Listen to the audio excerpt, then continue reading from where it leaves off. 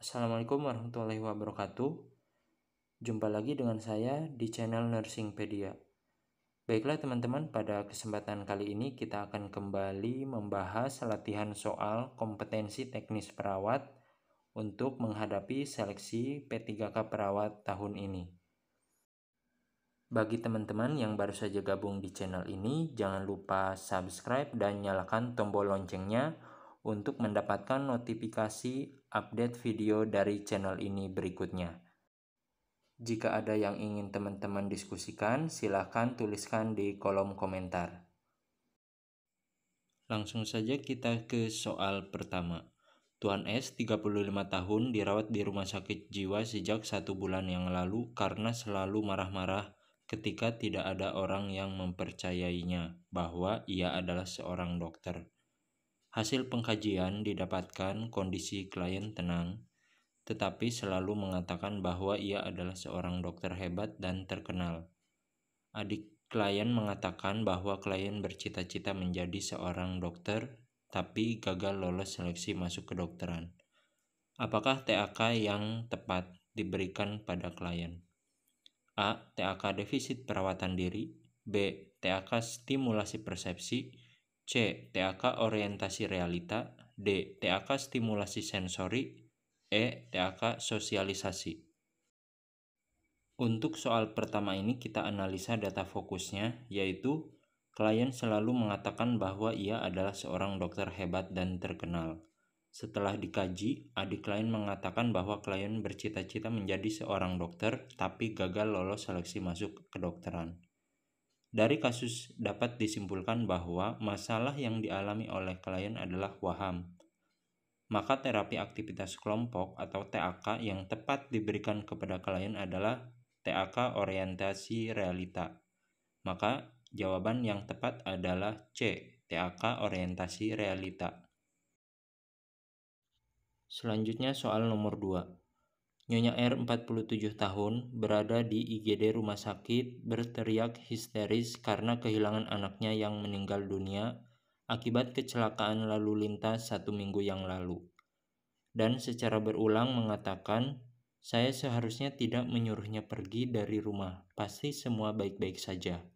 Apakah fase kehilangan yang saat ini dialami klien? A. Anger. B. Denial. C. Depression. D. Acceptance. Atau E. Bargaining. Kita lihat data fokus pada soal ini, yaitu klien berteriak histeris karena kehilangan anaknya yang meninggal dunia akibat kecelakaan lalu lintas 1 minggu yang lalu. Secara berulang mengatakan, saya seharusnya tidak menyuruhnya pergi dari rumah, pasti semua baik-baik saja. Berdasarkan data tersebut menunjukkan bahwa klien berada dalam tahap proses kehilangan, yaitu bargaining atau tawar-menawar. Fase bargaining merupakan fase yang dialami klien setelah perasaan marah atau fase anger. Maka jawaban yang tepat untuk soal nomor 2 adalah E, bargaining. Selanjutnya soal nomor 3. Nyonya S, 28 tahun, P1A0, dirawat di ruang nifas. Hasil pengkajian, klien 5 jam postpartum dengan uterus lembek, kandung kemih penuh, dan tampak banyak perdarahan pada pembalut. Klien mengeluh belum buang air kecil dan buang air besar setelah melahirkan. Apa tindakan yang tepat untuk dilakukan? A. Melakukan masase uterus. B. Memonitor perdarahan. C. Melakukan stimulasi untuk pengeluaran urin. D. Memasang kateter urin. E. Memberikan injeksi oksitosin 10 unit. Pada soal nomor 3 ini kita lihat data fokusnya, yaitu klien 5 jam postpartum, uterus lembek, kandung kemih penuh, dan tampak banyak perdarahan pada pembalut. Klien mengeluh belum buang air kecil dan buang air besar setelah melahirkan. Berdasarkan data tersebut, klien mengalami atonia uteri karena kontraksi uterus yang jelek ditandai dengan uterus yang lembek akibat kandung kemih penuh karena sejak 5 jam postpartum belum buang air kecil. Kandung kemih yang penuh akan menekan uterus sehingga tidak dapat berkontraksi secara maksimal. Kegagalan kontraksi uterus dapat menyebabkan perdarahan postpartum yang parah hingga terjadinya shock hipovolemi. Tindakan yang tepat untuk mengatasi masalah tersebut adalah dengan memasang kateter urin. Dengan pemasangan kateter urin, maka urin akan segera keluar dan kandung kemih akan kosong, sehingga uterus tidak tertekan lagi dan dapat berkontraksi dengan baik. Maka jawaban yang tepat untuk soal nomor 3 ini adalah D, memasang kateter urin. Selanjutnya soal nomor 4. Tuan R, 37 tahun, dirawat di rumah sakit jiwa karena sering mengurung diri di kamar. Selalu mengatakan ingin mati, keluarga mengatakan pernah menemukan gunting di bawah bantal. Klien mengatakan merasa telah menjadi orang yang gagal dan tidak berguna. Apa tindakan keperawatan yang diberikan pada klien setelah mengidentifikasi dan mengamankan benda berbahaya? A. Latih cara berpikir positif tentang keluarga dan lingkungan. B. Membuat daftar aspek positif diri dan latihan berpikir positif. C. Melatih cara mencapai harapan dan masa depan. D. Mengidentifikasi beratnya masalah. E. Melatih klien cara berkenalan. Data fokus pada soal nomor 4 ini yaitu klien selalu mengatakan ingin mati. Klien merasa telah menjadi orang yang gagal dan tidak berguna.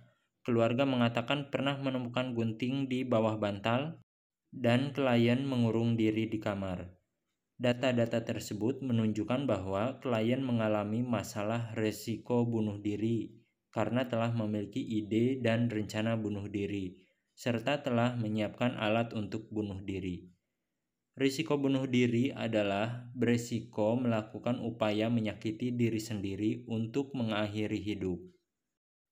Adapun SP risiko bunuh diri yaitu terdiri dari 4 SP. SP pertama, mengidentifikasi beratnya masalah, mengidentifikasi benda-benda berbahaya, dan mengamankan, membuat daftar aspek positif diri, dan latihan berpikir aspek positif yang dimiliki.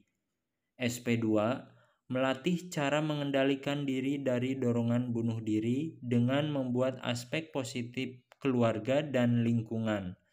Latih berpikir aspek positif keluarga dan lingkungan. SP3, mendiskusikan dan melatih cara-cara mencapai harapan dan masa depan secara bertahap. Dan SP4, melatih cara-cara mencapai harapan dan masa depan tahap kedua. Jadi, tindakan keperawatan yang diberikan setelah mengidentifikasi beratnya masalah dan mengamankan benda-benda berbahaya adalah membuat daftar aspek positif diri dan latihan berpikir positif. Jawaban yang tepat untuk soal nomor 4 adalah B, membuat daftar aspek positif diri dan latihan berpikir positif. Selanjutnya soal nomor 5. Nyonya D, 24 tahun, G1P0A0, usia kehamilan 28 minggu, datang ke posyandu untuk dilakukan pemeriksaan ANC. Hasil pengkajian, klien mengeluh tidak nafsu makan. Tanda-tanda vital dalam batas normal, bagian atas fundus uteri teraba lunak dan melenting, posisi bayi membujur, TFU 3 jari di bawah pusat dengan panjang 20 cm. Apa pengkajian selanjutnya yang harus dilakukan perawat? A. Memeriksa seberapa jauh bagian janin masuk pintu atas panggul. B. Menghitung denyut jantung janin. C. Menentukan posisi janin. D. Menentukan letak punggung janin di kiri atau di kanan abdomen ibu. E. Menentukan bagian terbawah janin. Kita lihat data fokus untuk soal ini yaitu bagian atas fundus uteri teraba lunak dan melenting, posisi bayi membujur, dan TFU 3 jari di bawah pusat dengan panjang 20 cm. Data-data tersebut menunjukkan perawat telah melakukan pemeriksaan Leopold 1, sehingga pengkajian selanjutnya adalah melakukan pemeriksaan Leopold 2, yaitu menentukan letak punggung janin di kiri atau di kanan abdomen ibu. Pemeriksaan Leopold dibagi menjadi 4, yaitu Leopold 1 sampai Leopold 4. Leopold 1 menentukan bagian janin pada fundus uteri.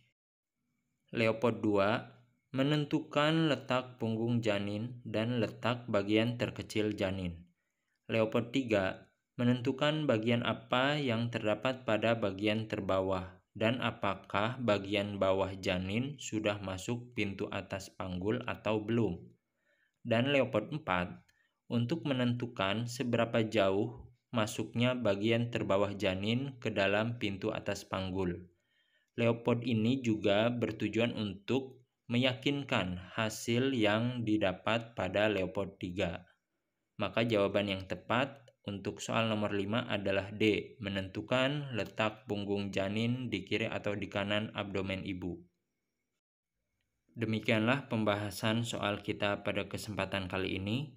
Semoga bermanfaat bagi teman-teman yang tahun ini masih terus berjuang untuk bisa lulus P3K tahun ini. Terima kasih atas perhatiannya. Wassalamualaikum warahmatullahi wabarakatuh.